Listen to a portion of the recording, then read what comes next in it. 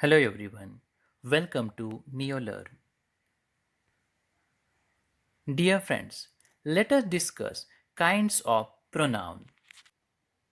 Before we deal with kinds of noun, let us discuss what is a pronoun. Every time in a sentence, using of noun frequently makes complications or sinks the readers in a dilemma and confusions. So that to make a sentence very clear and simple, we use pronouns. In linguistics and grammar, a pronoun is a word that substitutes for a noun or noun phrase. It is particularly a case of a proform. Let us take this paragraph for an example. Ronit stays with Shibani. Ronit does homework with Shibani. Ronit and Shibani play many indoor games together.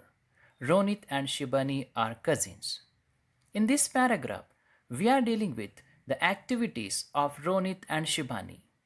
But the use of nouns Ronit and Shibani frequently making the readers confused. And they may feel that only the nouns are highlighted in the paragraph and the remaining part of the sentences or paragraph is completely neglected. So to make these all the complications very simple, we can write the same paragraph as follows. Ronit stays with Shibani. He does homework with her. They play many indoor games together. They are cousins. Dear friends, in this example, we have substituted the nouns with pronouns. In the first sentence only, we have used Ronit and Shibani. Later, we have substituted with pronouns like he, her, and they, which is very clear to the readers now. So that a pronoun usually refer to a noun earlier in the sentence, but one thing we have to keep in our mind, they must match with the number, point of view and gender of the noun. So we use them to make sentence clear, smoother and less awkward. Now let us move to the classification. However, there are so many contrasting opinions on the classification of pronouns in English. We can classify pronouns into 10 kinds on the basis of their nature and function. They are personal pronouns, possessive pronouns, reflective pronouns, emphatic pronouns, demonstrative pronouns, indefinite pronouns, distributive pronouns, reciprocal pronouns, interrogative pronouns, and relative pronouns. Let us discuss every kind of a pronouns in detail. First one, a personal pronoun. A personal pronoun is a short word we use as a simple substitute for the proper name of a person or thing. Each of the English personal pronouns show us that grammatical person, gender, number and case of the noun it replaces. Here, first person singular we can use I and we for plural. Second person you for singular as well as plural. Third person singular he, she, it and third person plural we use they. We have to keep in mind the forms of personal pronouns here. There are two forms, nominative pronouns or nominative case, whereas accusative pronouns or accusative cases we can find here. The nominative case is used when the pronoun is the subject of the sentence. The nominative form pronouns are I, we, you, he, she, it and they. Whereas the accusative case is used to mark the direct object of the sentence, that is, the person or the thing receiving the action of the verb. For example, I read the novel in one day. Here, I is a subject and which is doing something. And the same thing can be written, the novel was read by me in one day. So here, me is a receiver as an object, so that we can call accusative pronouns as objective pronouns also. Let us move to the possessive pronouns. The word possessive means demanding someone's attention totally, or which shows some authority on others. So a possessive form of pronoun is a word or a grammatical construction used to indicate a relationship or possession in a broad sense. This can include strict ownership or a number of other types of relation to a greater or lesser degree analogous it. Remember, a pronoun indicating possession is a possessive pronoun. The forms of mine, ours, yours, his, her, their are called possessive pronouns. In these pronouns, we can find the authority or the power or the ownership very strictly. Let us discuss reflective pronouns. Reflective pronouns are pronouns which we use often for the pronouns when the subject and the object of the verb refer to the same person or thing. Reflective means providing a reflection. For example, if you stand in front of a mirror and move your leg, along with your leg, the reflection moves. In the similar way, the subject and objects are same here, but the object is used as a pronoun, that is reflective pronoun. For example, myself, ourself, yourself, himself, themselves, and itself used as the object of a verb or preposition are called reflective pronouns. Let us move to the emphatic pronoun. An emphatic pronoun refers back to another noun or pronoun in the sentence to emphasize it. Intensive or an emphatic pronoun used to the same pronouns as the reflexive pronoun, that is personal pronouns with singular self or plural selves added at the end. An emphatic pronoun differs from a reflexive pronoun in its function, which is to add emphasis to the subject, whereas the reflexive pronoun is used to show that the object of an action is the same as the subject that performs the action. The intensive pronoun is or the emphatic pronoun is not a required part to complete a sentence. Its removal will not affect the meaning of the sentence. We use the emphatic pronoun in a sentence to refer back to the noun which is subject of the sentence in order to emphasize it. The emphatic pronoun comes immediately after the noun or antecedent as it is noun. The pronoun refers back to the antecedent. Occasionally, the emphatic pronoun may appear farther away, especially at the end of the sentence. For example, the president himself congratulated the winner.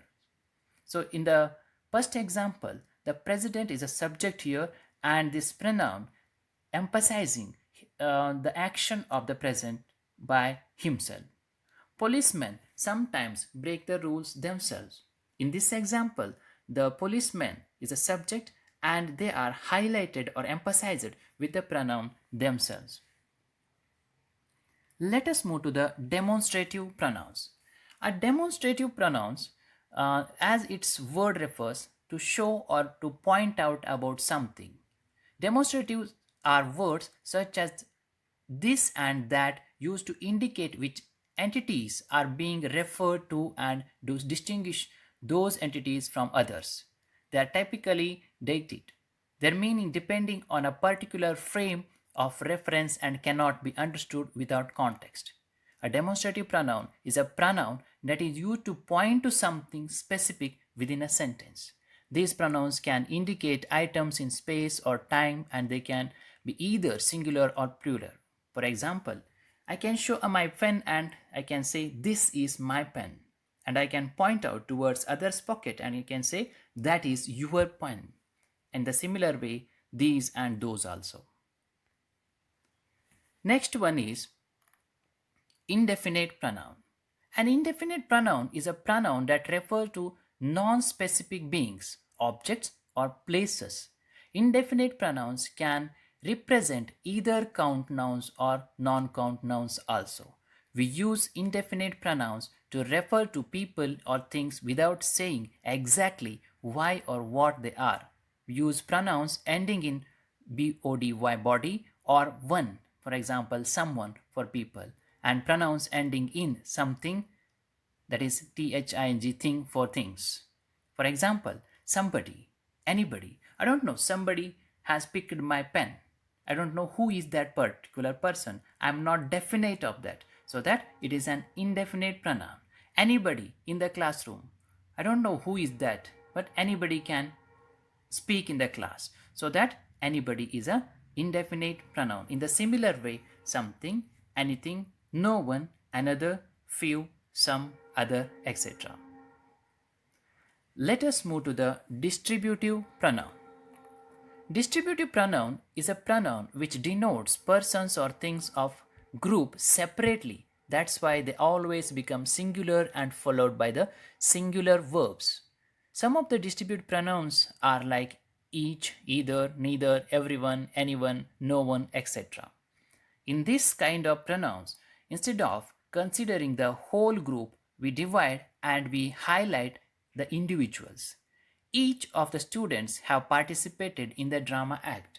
Here we are finding out and we are pointing out or highlighting each of the members, not the entire group, and everyone here also, and everybody, either, neither, etc.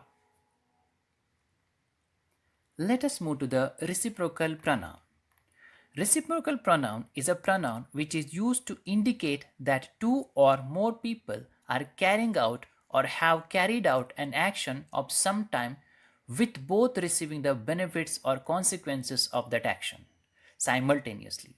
Anytime something is done or given in return, reciprocal pronouns are used. The same is true anytime mutual action is expressed. A reciprocal pronoun is a pronoun used to identify an action or feeling that is reciprocated. For this reason, it always refers to more than one person. For example, Ravi is waving to Sham and Sham is waving to Ravi. So we say Ravi and Sham are waving to each other.